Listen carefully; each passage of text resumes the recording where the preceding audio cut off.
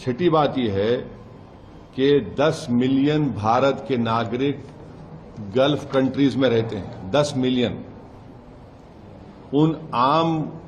उस देश के आम नागरिक पर क्या मैसेज जाएगा कि प्रधानमंत्री मोदी के विजिट के खत्म होने के फौरन बाद इजराइल ने ईरान पर हमला किया। अब आप देखिए बहरीन में हमला हो गया, कतर में हमला हो गया, सऊदी अरेबिया पे हमला हो सकता है। तो ये वहां की जनता को हम क्या पैगाम दे रहे हैं? हम तो हमेशा न्यूट्रल थे।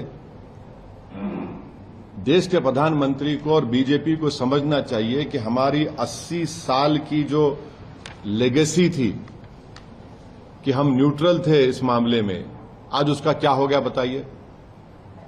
और फिर बहुत गलत मैसेज गया है तमाम ये गल्फ कंट्रीज को, चाहे बहरीन हो, कतर हो, इराक हो। और हम जानते हैं कि कतर होस्ट कर रहा था कि सीज फायर हो गाजा में, इजराइल ने वहां पर हमला कर दिया, बॉम्बिंग की। इसमें भारत का बेनिफिट क्या है बताइए। और प्रधानमंत्री के साथ जो आपकी बरादरी मीडिया के लोग गए थे कवर करने के लिए, वो भी फंसे हुए इजराइल में। अब उनका क्या होगा? तो ये जो, और लार्जर पॉइंट ये है कि यूएस पे अब कौन भरोसा करेगा? आप बातचीत भी कर रहे और हमला भी कर दे रहे आप।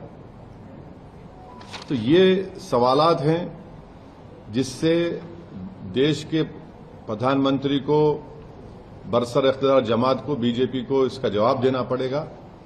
और बड़ी अफसोस की बात है कि प्रधानमंत्री इजराइल को चले गए, फिर उनको वहां पर उनकी नेसेट में, पार्लियामेंट में एक अवार्ड भी दे दिया गया, और प्रधानमंत्री के वजीर आजम की मौजूदगी में वहां के अपोजिशन ने वॉकआउट भी कर दिया।